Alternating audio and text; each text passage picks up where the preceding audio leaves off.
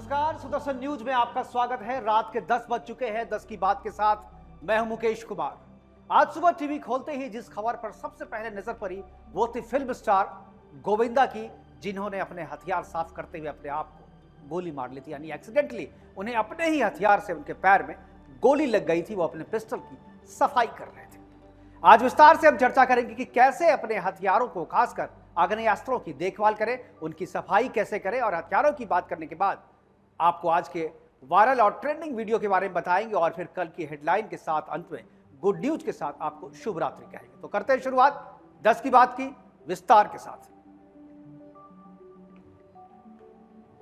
प्राचीन काल से ही दशहरे के दिन शस्त्र पूजा करने की परंपरा हमारे यहां चली आ रही है। पुराने समय में राजा अपने शत्रुओं पर विजय प्राप्त करने के लिए शस्त्र पूजा करते थे। साथ ही अपने शत्रुओं से लड़ने के लिए शस्त्रों का चुनाव भी इसी दिन करते थे।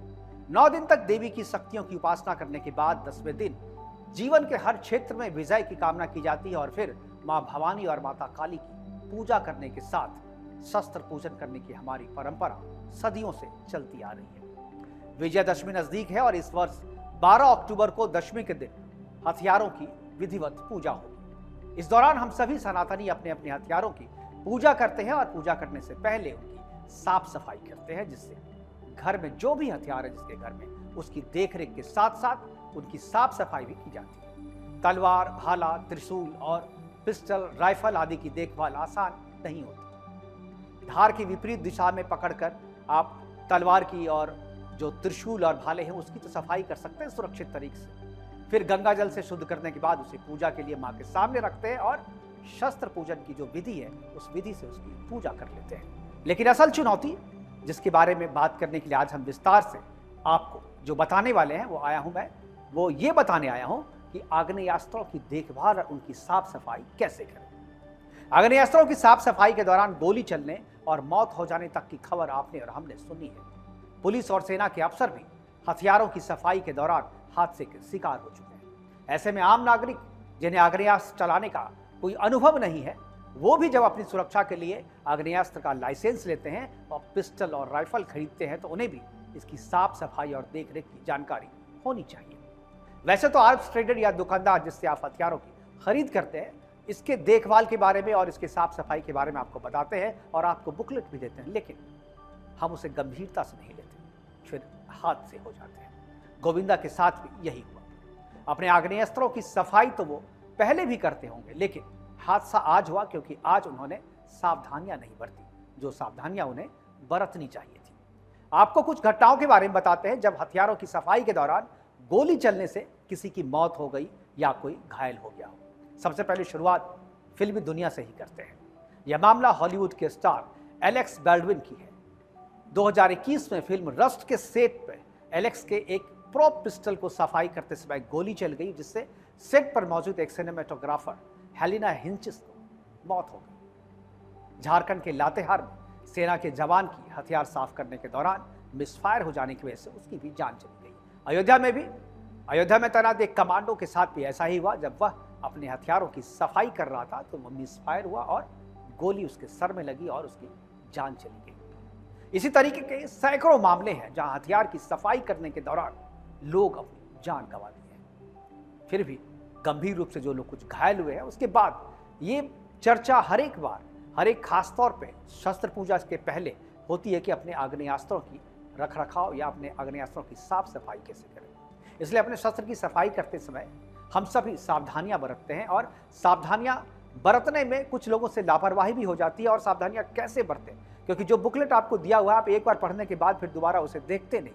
इसलिए हमने आपके लिए कुछ एक्सपर्ट हमारे साथ हैं जो बताएंगे आपको कि हथियारों की सफाई कैसे करें और किन किन बातों का ध्यान रखें जिससे हथियार साफ करते वक्त आपको हादसे का शिकार ना होना पड़े। रिटायर्ड मेजर जनरल टीपीएस त्यागी और विंग कमांडर सुदर्शन चक्रपाणी ने हथियारों की देखरेख के बारे में क्या बताया, आपको सुनाते हैं। उसके बाद आपको बताएंगे कि ट्रेंडिंग वीडियो क्या है और फिर जो वायरल हो रहा है वो भी आपको दिखाएंगे। पहले सुनते हैं कि टीपीएस त्यागी, कर्नल टीपीएस त्यागी और विंग कमांडर सुदर्शन चक्रपाणी जी ने क्या कहा हथियारों की सफाई के बारे में।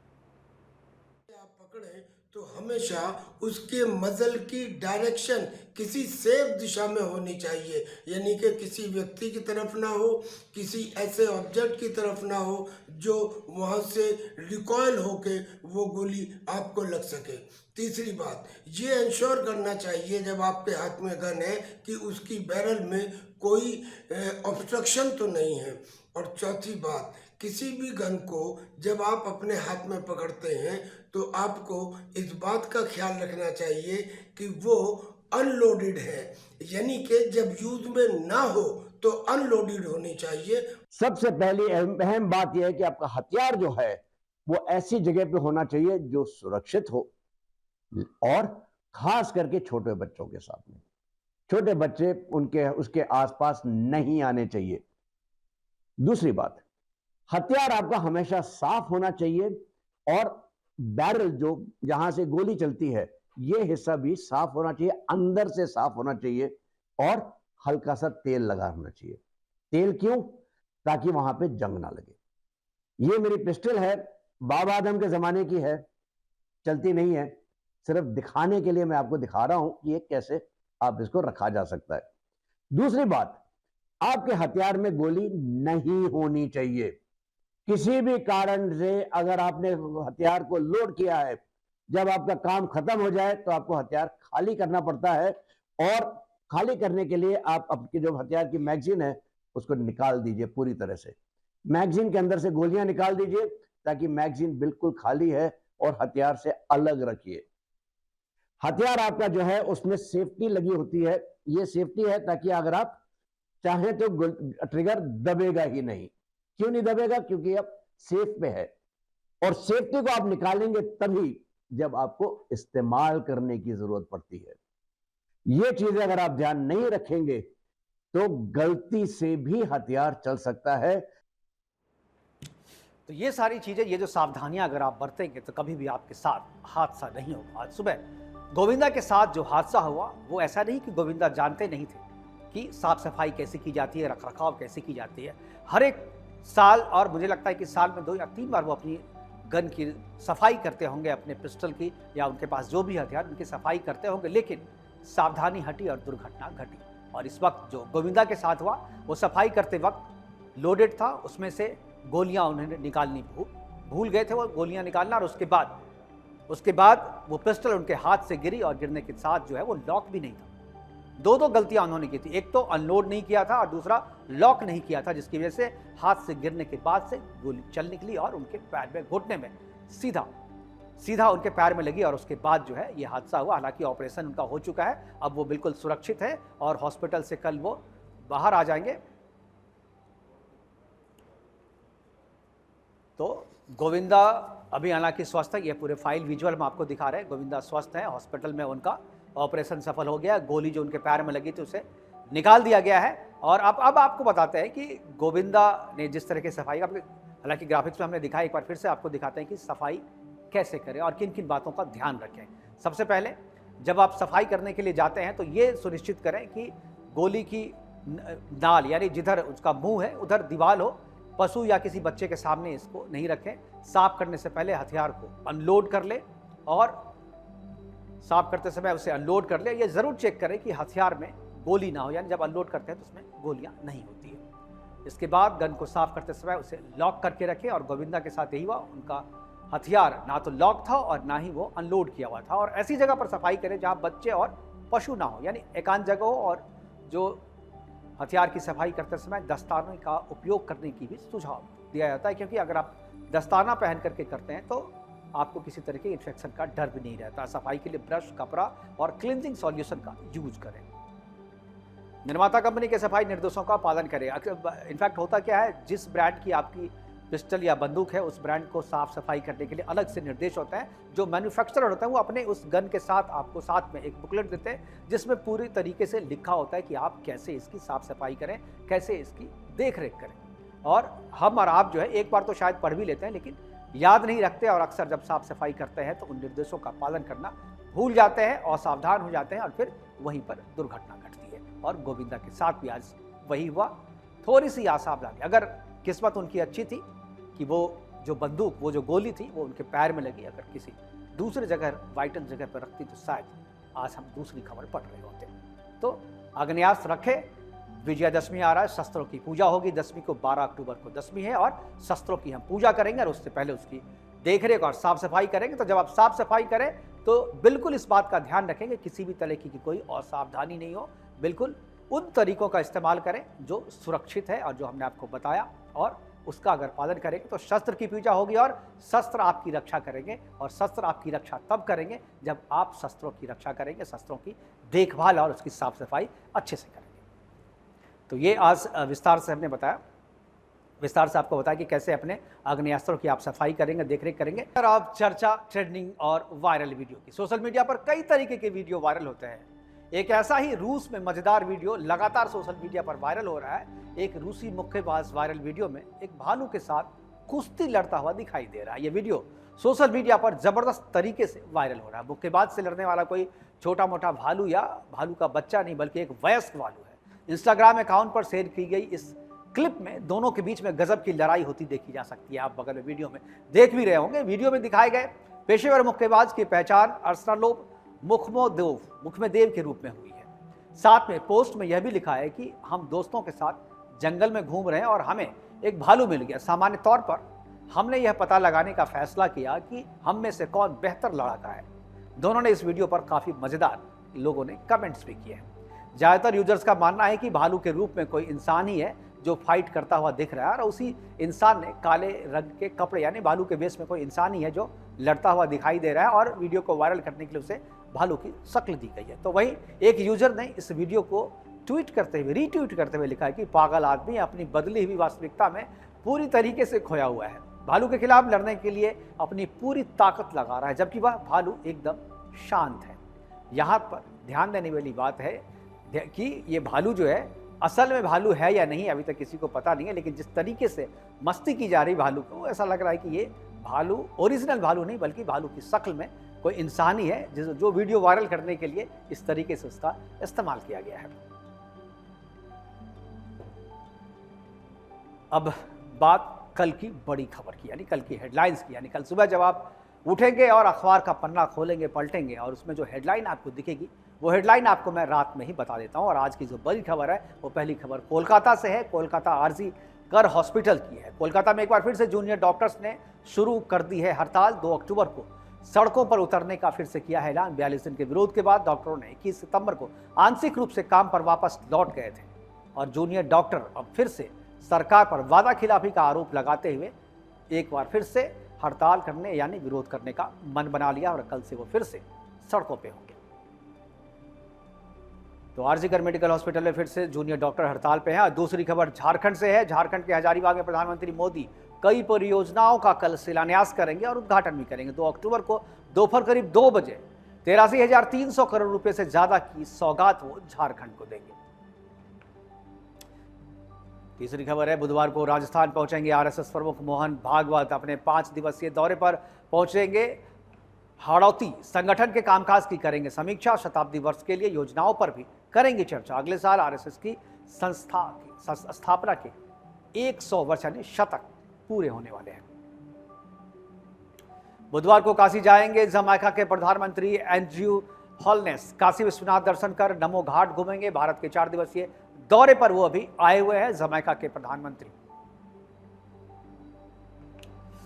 5वीं हेडलाइन है, 2 अक्टूबर को कोलंबो पहुंचेंगे आईएमएफ का उच्च स्तरीय दल। राष्ट्रपति अनुराग कुमार दिसानायके के साथ आर्थिक सुधारों पर होगा मंथन। 48 महीने के कर्ज के तहत जारी आर्थिक सुधारों की तीसरी समीक्षा के समय पर होगी चर्चा। 2 अक्टूबर को होंगे स्वच्छ भारत अभियान के 10 साल पूरे। 2014 में प्रधानमंत्री मोदी ने शुरू किया था स्वच्छता अभियान, और 2 अक्टूबर को 155वीं गांधी जयंती के अवसर पर सुबह 10 बजे नई दिल्ली स्थित विज्ञान भवन में स्वच्छ भारत दिवस 2024 कार्यक्रम में शामिल होंगे प्रधानमंत्री मोदी, और इस स्वच्छता मिशन के 10 साल पूरे होने पर जो कार्यक्रम है उसमें उद्घाटन करेंगे, शिरकत करेंगे। 7वीं खबर है, 2 अक्टूबर को साल का अंतिम सूर्य ग्रहण भी लगने वाले हैं। सूर्य ग्रहण 6 घंटे 4 मिनट तक रहेगा। सूर्य ग्रहण रात 9:13 से 3 अक्टूबर सुबह 3:17 पर खत्म होगा। चिली और अर्जेंटीना में यह देखा जा सकेगा। भारत पे इस सूर्य ग्रहण का कोई प्रभाव नहीं है। और अब समय है गुड न्यूज़ का, और ये जो गुड न्यूज़ है इस बार क्रिकेट की दुनिया से है, और खासतौर पे क्रिकेट के फैंस के लिए, उन फैंस के लिए जो सचिन तेंदुलकर को जिन्होंने भगवान बनाया। क्रिकेट फैंस के लिए बहुत बड़ी गुड न्यूज़ है। क्रिकेट के भगवान कहे जाने वाले सचिन तेंदुलकर एक बार फिर से मैदान पर अपने बल्ले का जलवा बिखेरने वाले हैं। और दरअसल वह इंटरनेशनल मास्टर्स लीग में यानी IML का पहला सीजन इस साल भारत में 3 शहरों मुंबई, रायपुर और लखनऊ में आयोजित होने जा रहा है। हालांकि तारीखें अभी तय नहीं हुए, लेकिन फिर भी क्रिकेट फैंस के लिए यह खबर किसी तोहफे से कम नहीं है। IML की शुरुआत सचिन तेंदुलकर और सुनील गावस्कर की पहल से हो रही है। इस लीग के कमिश्नर के रूप में सुनील गावस्कर की नियुक्ति की गई है, जबकि सचिन मैदान पर खेलते हुए नजर आएंगे। IML में भारत के साथ साथ Australia, south Africa, West Indies, England और श्रीलंका की टीमें भी हिस्सा लेंगी। यह 6 देशों का एक टूर्नामेंट है जो हर साल आयोजित होगा। सचिन तेंदुलकर ने लीग के बारे में कहा है कि क्रिकेट दुनिया भर में तेजी से विकसित हो रहा है, लेकिन पिछले दशक में T20 ने खेल में नई पहचान बनाई है और कई नए फैंस को इस खेल से जोड़ा है। एक खिलाड़ी के मन में कभी रिटायरमेंट नहीं होता है, वो हमेशा खेलने के लिए तैयार रहता है। IML के जरिए हम फैंस और दिग्गज खिलाड़ियों को एक बार फिर से मैदान में साथ लाना चाहते हैं, और मुझे यकीन है कि सभी खिलाड़ी पूरी तरीके से इस लीग में हिस्सा लेंगे और दर्शकों को शानदार मनोरंजन देंगे। तो वही सुनील गावस्कर ने कहा कि T20 क्रिकेट ने खेल को एक नया आकर्षण दिया है, बल्कि IML के माध्यम से फैंस अपने पसंदीदा लीजेंड खिलाड़ियों को फिर से खेलते हुए देख सकेंगे। यह सिर्फ एक टूर्नामेंट नहीं, बल्कि पुरानी यादों को ताज़ा करने का शानदार जरिया होगा। तो गुड न्यूज़ में सचिन तेंदुलकर के फिर से मैदान में वापस आने, IML के जरिए वापस आने की खबर ने क्रिकेट के फैंस को जो है बड़े ही उत्साहित किया है और उत्तेजित किया है। दूसरी खबर जो है USA से है। अमेरिका से भारतीयों के लिए एक खुशखबरी आई है। दरअसल अमेरिका ने भारतीय यात्रियों के लिए 2.5 लाख अतिरिक्त वीजा स्लॉट्स खोले हैं, जिनमें पर्यटन, कुशल कामगार और छात्रों को बड़ी सुविधाएं होंगी। इस कदम से भारत अमेरिका के संबंध और भी मजबूत होंगे। भारत में अमेरिकी मिशन ने बताया कि 2024 में अब तक 12 लाख से ज्यादा भारतीय अमेरिका की यात्रा कर चुके हैं, जो 2023 के इस समय की तुलना में 35% ज्यादा है। जबकि 60 लाख भारतीयों के पास पहले से ही गैर प्रवासी अमेरिकन वीजा है, और हर दिन हजारों वीजा जारी किए जा रहे हैं। अमेरिकी राजदूत एरिक गारसेटी ने बताया कि प्रधानमंत्री नरेंद्र मोदी और राष्ट्रपति जो बाइडेन ने वीजा प्रोसेस को सुधारने और इसमें तेजी लाने का लक्ष्य रखा है, जो कि अब पूरा होता दिख रहा है। लगातार दूसरे वर्ष 10 लाख से ज्यादा नॉन इमिग्रेंट वीजा एप्लीकेशन के लक्ष्य को पार कर लिया गया है।